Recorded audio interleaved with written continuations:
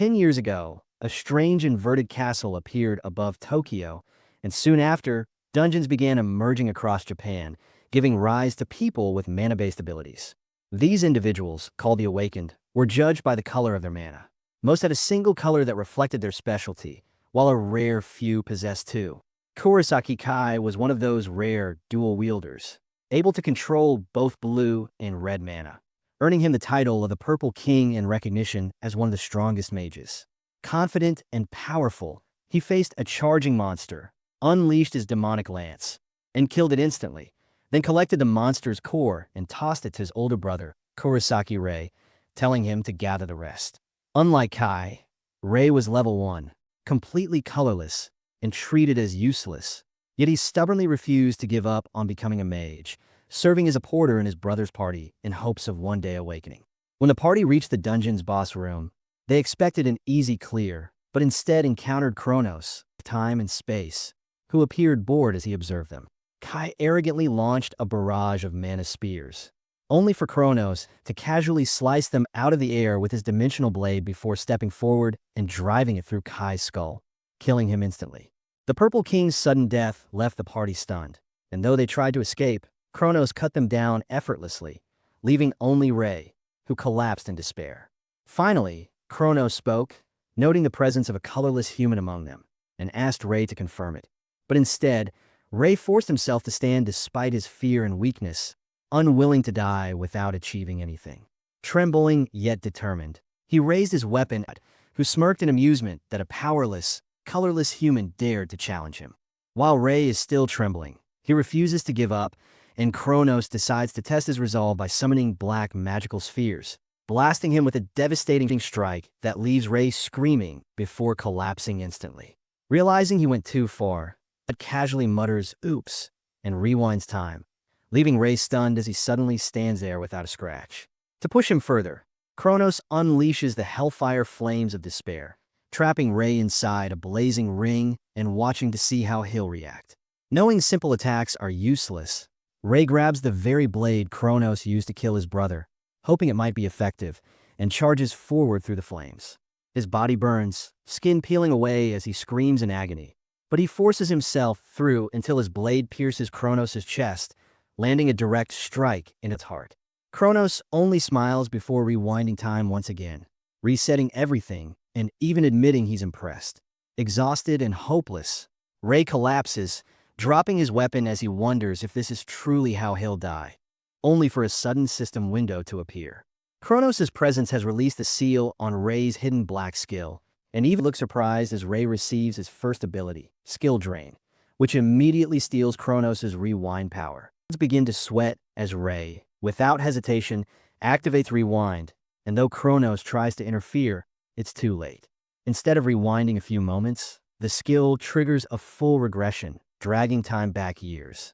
When Rei opens his eyes, he finds himself in a younger body, staring at his reflection in disbelief. During the regression, a mysterious figure told him he wasn't strong enough to defeat Kronos yet, which is why the power was entrusted to him, so he could one day bring down, but Rei can't remember anything beyond that moment. Back in the present, still questioning if this is all a dream, he looks out the window and sees the inverted castle looming above, unchanged and ominous. Yesterday, the castle was black, and it hadn't shown pure white since 7 years ago, when it slowly darkened before its doors opened and the party entered to face Kronos. Now, Rei realizes the truth. He has stolen Kronos' rewind power, and it has sent him 7 years into the past. To confirm, he checks his phone, and the date proves his suspicions right. Opening his skill window, he sees Skill Drain listed, though the rewind ability itself is gone, but he doesn't care. After 10 years of failure, finally, he has a skill, and with Skill Drain, the possibilities are endless. Glancing at his phone again, he notices today is the day of the mage exam. In Kyoto Ward, at the Mage Association headquarters, Rei walks in and notices everything looks brand new, which makes sense now that he knows he really went back in time. Almost immediately, two familiar faces, God and O, confront him, mocking him as a worthless, colorless nobody with no right to be there. Rei remembers them clearly. They were once in his brother's party and always treated him with contempt, now laughing at him for daring to take the exam. They're not wrong.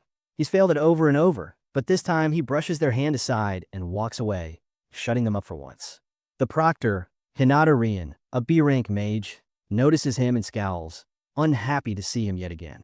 She warns him he's only throwing his life away by continuing, even though it's just an exam, but Ray insists that this time is different. They head to the site, and Hinata skips the explanation since he already knows the process. Collect 3 mana stones from goblins. For anyone with a basic skill, it should be easy, but Ray knows what's coming. Today is the day of the infamous incident from his past, when a red cap suddenly appeared. A monster far above this dungeon's level 1 difficulty, standing at level 37. Hinata panics, realizing such a creature shouldn't even be here, and shouts for Ray to run. But Ray knows the truth. She can't possibly win against that level gap, and in the original timeline, she nearly sacrificed herself protecting him, suffering injuries that forced her to retire. Not this time.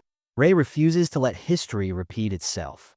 Ray steels himself, blaming his past weakness, but refusing to back down, and charges at the red cap.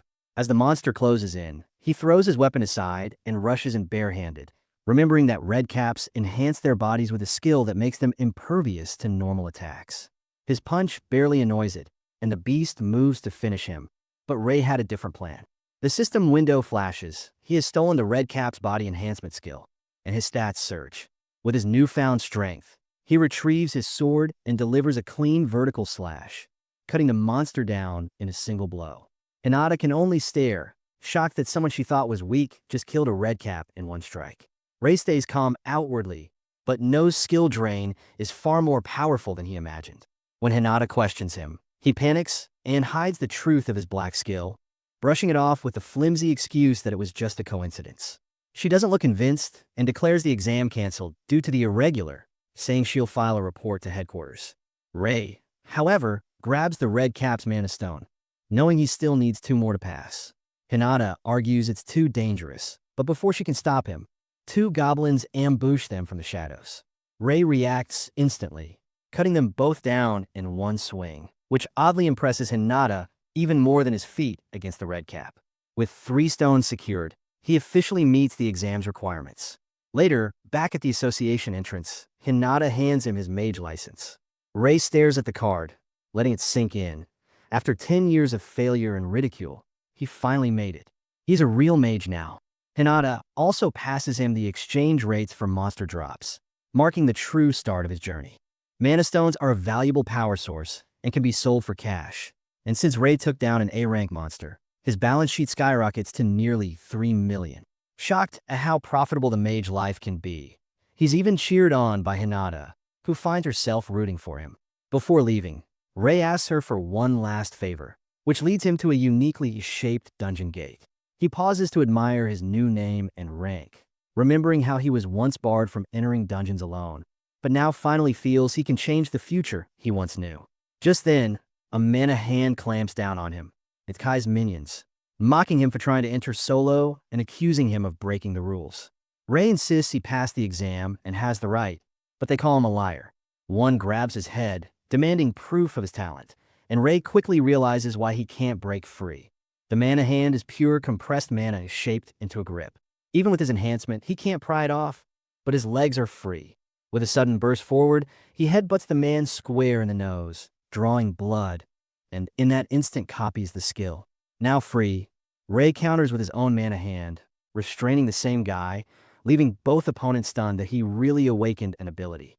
The other hurls a sloppy fireball, but Ray activates extreme body enhancement, swats the attack aside with ease, and launches a punch that sends him crashing into the wall.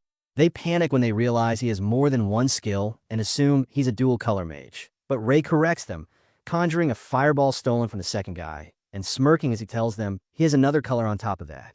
The two are left speechless, having never even heard of someone with a third color. As a warning, Ray tosses the fireball past them, then releases his bind on the first guy, asking calmly if they still want to fight. After exchanging a nervous look, the 2 losers turn tail and flee. The real problem looming over Ray is his brother Kai. If Kai discovers he has awakened, he'll hunt him down just like before and force him to obey like a dog. At present, Kai is already level 50 and one of the strongest around, and with more dangerous dungeons about to open, Ray knows he needs levels fast. Determined, he dives into a dungeon solo to grind skills and expand his mana pool, both of which grow with his level. As he ventures deeper, a flame wizard appears at level 38, a huge gap compared to him. With his limited mana, Ray can barely conjure one fireball, while the wizard can launch several at once. The monster hurls a barrage, and Ray fires his own shot to intercept, but his fireball cancels only one, forcing him to dodge the rest. Admitting he can't win in a head-on clash, he spots an opening, a 2-second delay after the enemy uses its skill. Seizing the chance, he rushes in, makes contact, and steals the wizard's fireball skill. The creature desperately tries to cast again, raising its weapon, but it's too late. Ray already stripped it of its only attack. Turning the stolen magic back on it, he incinerates the wizard and wins the fight, soaring 4 levels in one go, from level 8 to 12.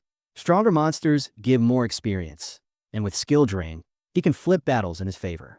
Setting a target of reaching level 30 before leaving the dungeon, Ray keeps grinding, taking down another flame wizard, a red cap, and a lizard warrior, climbing steadily until he hits level 27.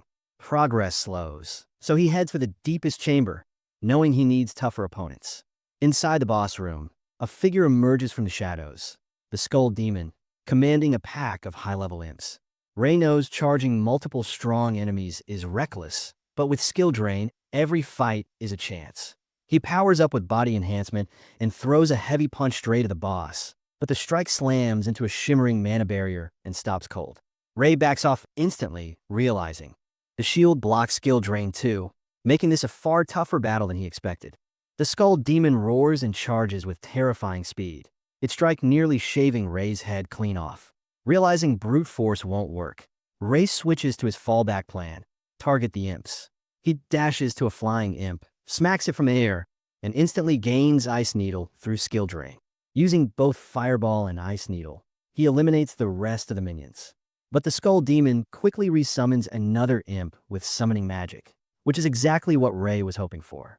He cuts it down, levels up to 28, and the system announces he now qualifies for skill synthesis, his true plan all along. Enraged, the demon presses forward as Ray begins casting Ice Needle and Fireball simultaneously, triggering synthesis. The spells merge into a powerful new skill, Fire Lance.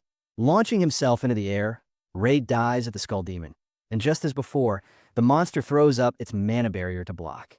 Ray strikes anyway, his Fire Lance overloading and shattering the shield before piercing through, allowing him to copy the mana barrier skill as well. He boosts his body once more, steals the demon's enhancement skill, and leaves it exposed before driving his second Fire Lance through its chest.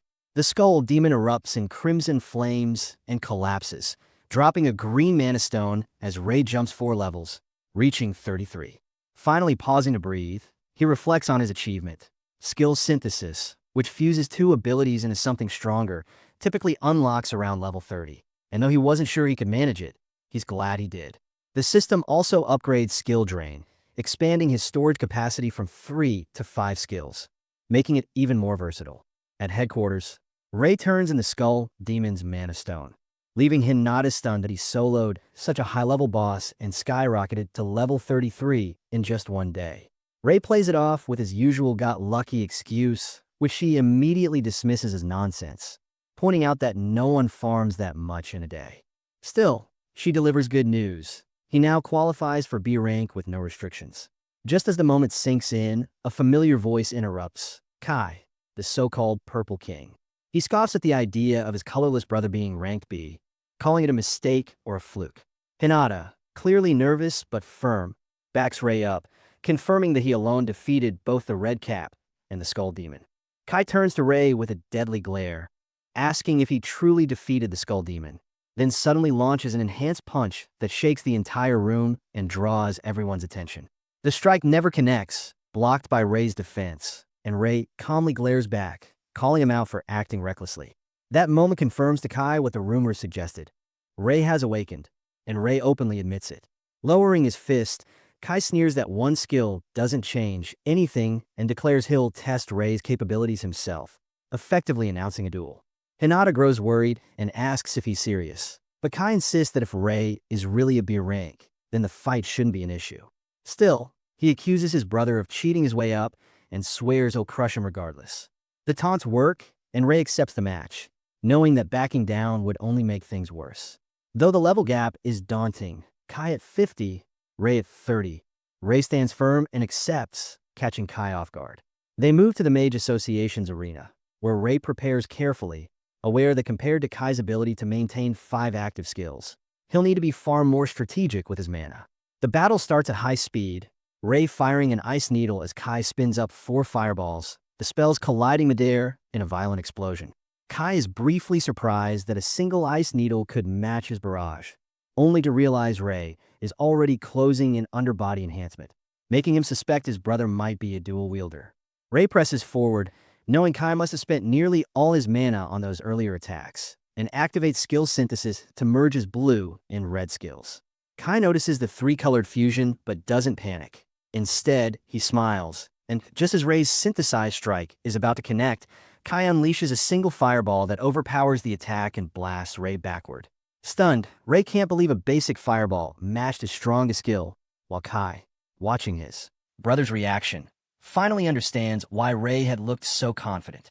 Ray can use multiple elements, but against Kai's overwhelming power, it hardly matters.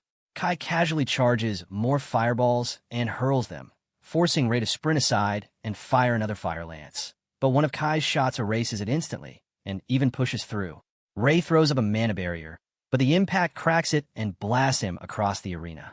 At this point, Kai is overpowering him without even breaking a sweat, while Ray's attacks can't even touch him. Confident in victory, Kai offers forgiveness if Ray kneels and admits he was wrong to challenge him. For a moment, frustration overwhelms Ray. He can't expand his mana pool or change skills mid-fight, and surrender almost feels like the only option, until he remembers the future he already lived, 10 years of being Kai's slave. That thought ignites his will, and he roars that he'll never kneel. Infuriated, Kai decides he'll kill him if he must, and unleashes Overclock, burning huge amounts of mana to amplify his firepower. 10 fireballs ignite around him, radiating the crushing output that made him one of the strongest king-ranked mages, capable of wielding more mana at once than anyone else. Even facing that hopeless gap, Ray smirks and declares he's been waiting for this. He charges straight in, drawing a mocking laugh from Kai, who calls him a fool for leaping midair where he can't dodge. Kai fires the full barrage, convinced it's over. Yet that's the moment Ray reveals Mana Hand, a hidden trump card. He slams into the ground, stunning Kai with yet another new skill, then yanks himself down and rockets behind his brother. Even a king can't avoid Overclock's cooldown, and in that tiny opening, Kai is completely exposed. Ray drives a devastating punch into his face, slamming him into the ground, and in the same instant, he snatches Overclock for himself. With that clash, Kai refuses to accept defeat.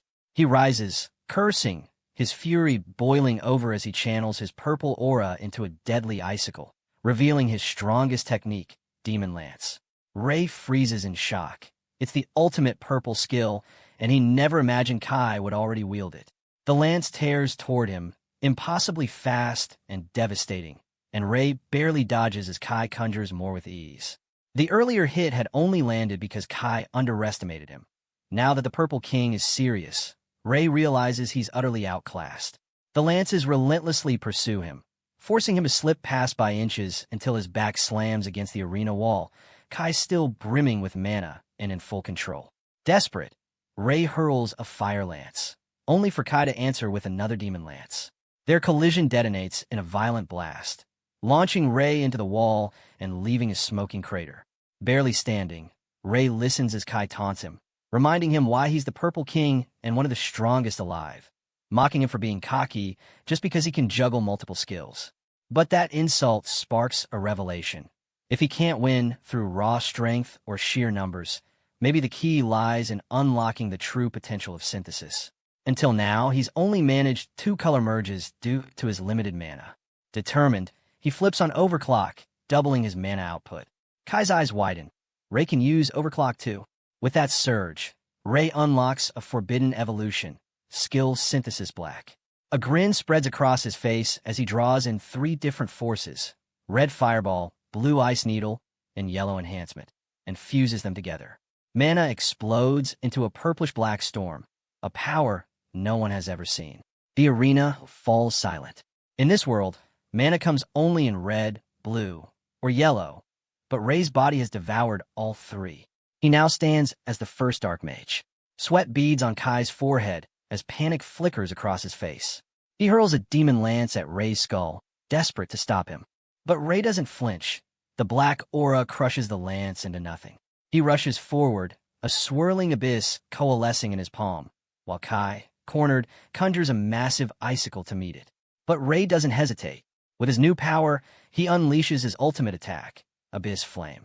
The Abyss Flame collides with Kai's massive purple lance, and as the two powers clash, Kai realizes with horror that his attack is losing.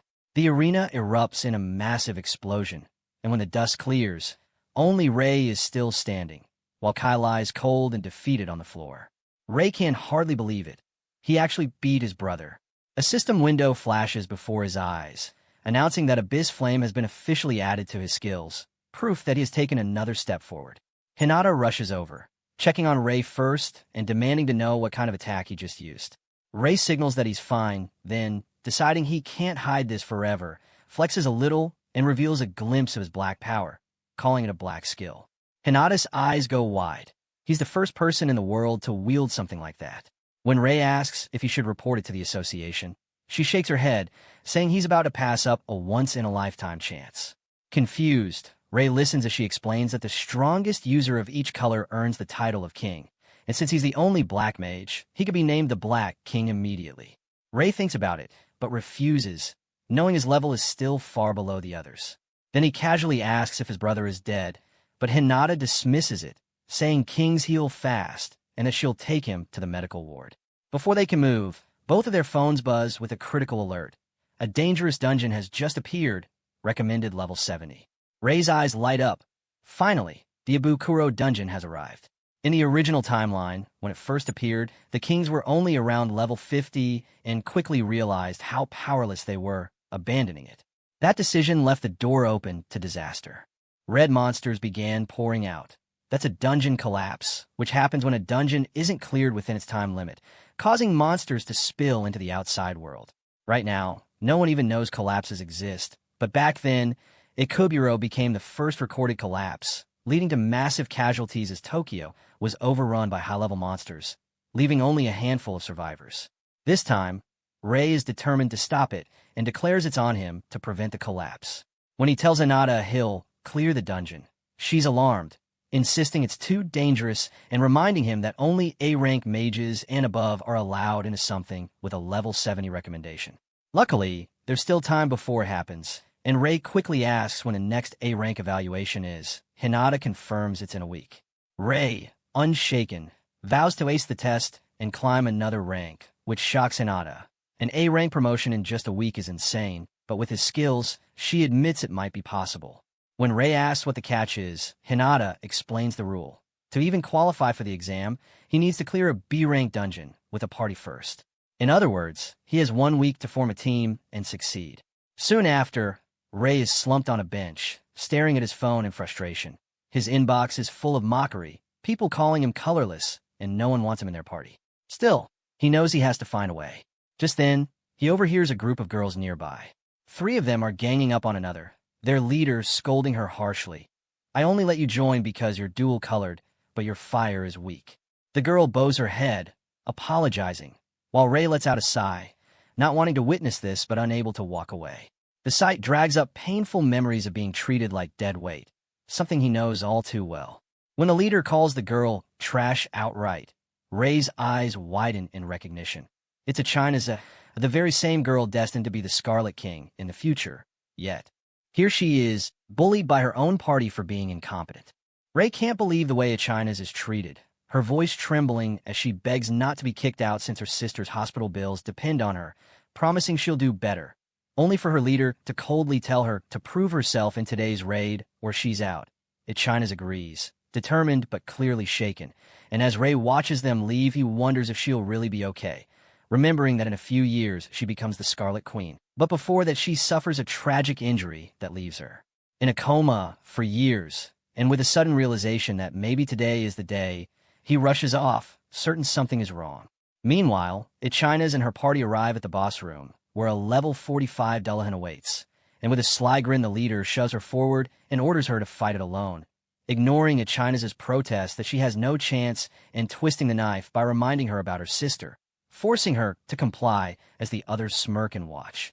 Echina's casts a fireball that lands uselessly, her panic rising as the Dullahan charges and nearly finishes her off, making her think bitterly that she really is useless until she shuts her eyes, only for Ray to burst in, shouting extreme body enhancement, and blocking the blow before countering with a strike that sends the Dullahan flying, leaving Echina stunned and the party gaping at the stranger who just knocked back a monster known for its absurd weight. The Dullahan roars, stands again, its armor enhanced by a fortification skill that normal attacks can't pierce, but Ray doesn't hesitate, slipping past its massive swing and saying he'll just steal the skill and shut it down, only to find that when he activates skill drain, nothing triggers since its protection isn't active yet, and in the same moment the Dullahan counters hard, shoving him back while he braces for the fight. Ichinasi calls out to Ray, asking if he's okay, and though catching his breath, he nods and explains the Dullahan's armor is only an outer shell, and he must touch its true body to steal the skill. The monster slams its sword into the ground, unleashing a green shockwave, but Ray steps in front of her, shielding her with a barrier that barely holds, the force blasting the rest of the party away. Only then does the leader finally act, firing an ice needle that the Dullahan shrugs off before countering with another shockwave that slams directly into her. Watching, Ray quickly realizes that ice magic is useless, so he readies his sword, muttering that he'll need something stronger than its strengthening skill. As the Dullahan rushes again, Ray channels Abyss Flame, countering its shockwave with his spell, and the black mana rips through, engulfing the monster in a massive explosion that drops it instantly. The Dullahan vanishes, leaving only a mana stone behind, and Echina's, stunned he could finish it in a single blow, thanks him, while he simply replies that he's glad she's safe, staring at the crystal and recognizing it exactly as described in his original timeline, relieved to have changed the outcome. The party leader drags herself up, seething, muttering that though he's strong, the reward is rightfully theirs since the dungeon was registered to them, her greedy eyes fixated on the mana stone. She demands they hand it over, but Echina snaps back that Ray saved their lives, while Ray himself doesn't mind parting with it, on the condition that Echina joins his party. Everyone freezes at his words, Echina's most of all, until he gently clarifies that it's only if she's willing, and the leader, grinning wickedly, agrees immediately, eager to be rid of her, even pressuring Echina's to accept. Echina's clenches her fist and agrees to join Ray, while the leader quickly snatches the mana stone and leaves, scoffing that trash like Echina's could be worth that much. Ray watches her go, certain that Echina's isn't dead weight, and when she thanks him for inviting her, she hesitantly asks if it's really okay, fearing she'll only hold him back. He offers his hand with assurance, telling her she'll surpass those who abandoned her, leaving her surprised and curious at his confidence. When he mentions overhearing her earlier at the association, her expression falls, but Ray's steady resolve convinces her, and after a pause, she accepts with newfound confidence, promising to rely on him from now on, to which he warmly agrees. The next day, at the dungeon gate, Ray declares they'll clear a B-rank dungeon, and when Echina's realizes that means she can qualify for the A-rank exam, he confirms and even adds that a key inside will make her stronger. She repeats the word in awe, already imagining that with more strength and higher rank, she can finally pay her sister's hospital bills, and with determination, they enter the dungeon together. The cave is filled with glowing crystals, but almost immediately, black wolves with sharp eyes rush them.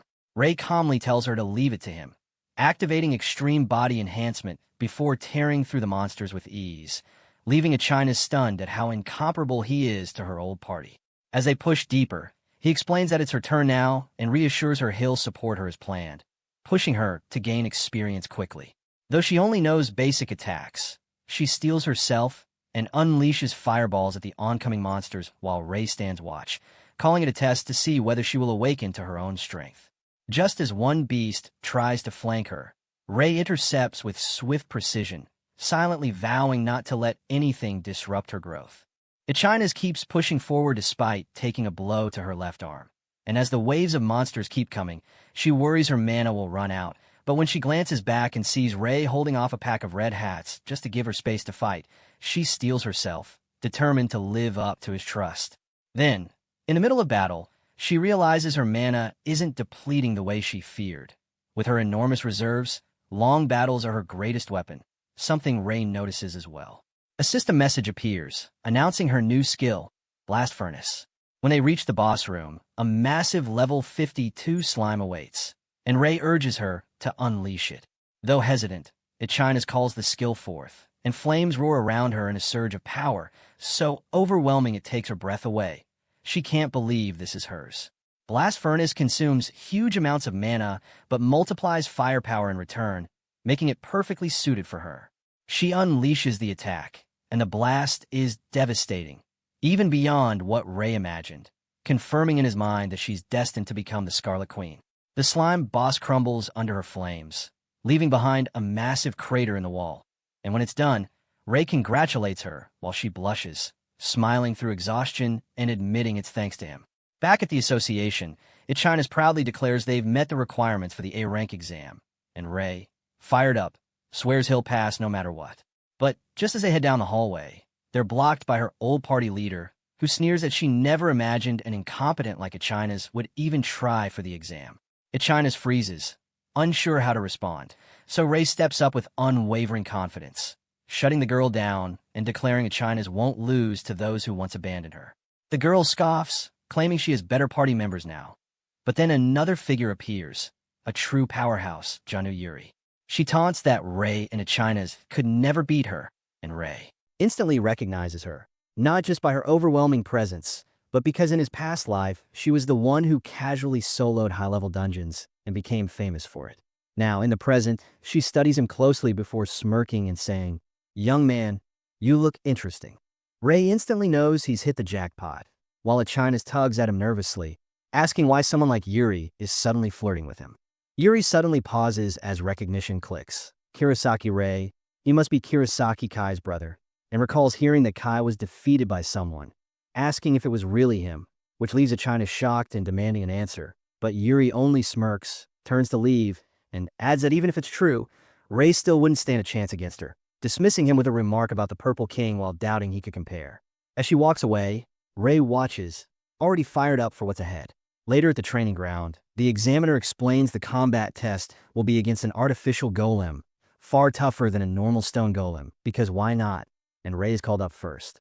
The golem draws its blade and readies itself, while Ray charges fire magic to the whispers of other examinees, calling him an idiot for using fire against the golem. But he dashes in, slips past the golem's strike, and activates synthesis to form a fire lance that he drives clean through its body, felling it in a single blow. The examiner, stunned, can only watch smoke rise as everyone else stares, shocked he destroyed it with one strike, and that it was a dual-color attack. Even Yuri notices, muttering, "Not bad," while keeping her eyes on him. Next comes Echinas' turn. They test her mana pool with the crystal, and as her old leader sneers that she should be ashamed, she places her hands on it, triggering a massive burst of fire that shocks the entire room. People ask who she even is while her old leader, rattled, accuses her of cheating. Finally, the mock battles begin with Echinas facing Asayama, her former leader, and though nervous, she steadies herself while Ayama fumes with rage. At the signal, Ayama launches 3 ice needles, but Echinas responds with a single massive fireball that swallows them and detonates in a blast, sending Ayama reeling in shock. Refusing to waste the chance, Echinas charges another fireball while Ayama throws up. A barrier, mocking her for relying on such a simple offense. But the repeated fireballs hammer against it without pause thanks to Echinas' enormous mana pool, and Ayama starts to sweat as the barrier weakens until it finally shatters. One fireball nearly tags her, but a chunk of stone blown sky-high crashes down on her head, knocking her out in almost comedic fashion, and the examiner declares Echinas the winner. Ray congratulates her. She thanks him and wishes him luck in his own match. And as Ray steps forward, he locks eyes with Yuri, already waiting, and it's no surprise the two of them are matched next. What a coincidence. Both of them grin, knowing this fight will be fun. Yuri asks why he's even taking the exam since he looks far more prepared than the rest, but Ray keeps it vague, saying only that he has something he must do and can't stop here, which makes Yuri pause before warning him that she's strong. He agrees, but declares he'll win anyway, which only makes her more interested. The match begins with Yuri activating mana conversion, summoning a storm of glowing mana swords that fill the arena, and hurling them at him. Rei blocks and dodges. Shocked, she has such a rare and overpowered skill that lets her freely shape mana. But then notices something off as a massive blade crashes down from above, forcing him to leap away at the last second. Yuri praises his dodge, and Rei immediately rushes in with his sword, but she denies him with another barrage, driving him back. He raises a mana barrier to withstand it, then slashes out, barely missing as Yuri leaps into the air, only for Rei to fire a dual-color fire lance straight at her. She blocks with mana conversion again, her shield barely holding. Rei mutters that her defense is flawless and her strength expected, while Ichinase cheers anxiously from the sidelines. Yuri powers up once more, conjuring multiple mana spears and taunting him to deal with them. Rei weaves through her barrage, closing the gap, but admits it's becoming troublesome. Yuri smirks and calls checkmate as she surrounds him from every angle with spears ready to strike. At the last moment, Rei activates body enhancement, shredding through the onslaught, stunning Yuri, who then grins even wider when she realizes he's wielding 3 colors of mana.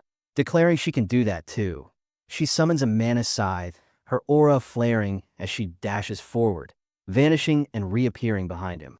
Rei barely reacts, spinning to meet her strike, their weapons colliding in a burst of sparks as he notes her insane speed.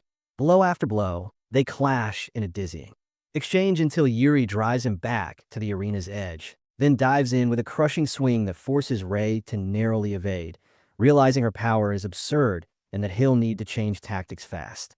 He lunges from below, seizing Yuri's left arm, and though she scoffs that catching her hand is shallow, her expression changes as she suddenly feels her strength fading. He's stolen her extreme body enhancement. Shock rattles her as Rei drives his palm into her stomach with brutal force, the impact rippling through her body until she coughs, staggers, mutters about him hiding his true gem, and finally collapses. The examiner declares Rei the winner. The next day, Yuri wakes in a hospital room to find Rei and Ichinase visiting. She admits she never expected him to be so strong, that she was utterly defeated, and asks what he wants, surely not just to brag about his promotion. But blunt as always, Rei simply asks her to join their party. No warm-up at all, leaving her stunned. They explain she's been promoted to A rank 2 after the match, and they'll need her strength to clear high-level dungeons.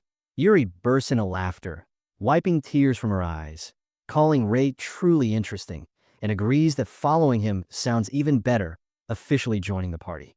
Just then, the room trembles. Ichinase wonders if it's an earthquake, and Rei looks out to see the sky turn crimson. His gut sinks, it's far worse. Meanwhile, in a dim prison cell, the Kronos hangs in chains, whispering that the time has finally come and he only needs a little more.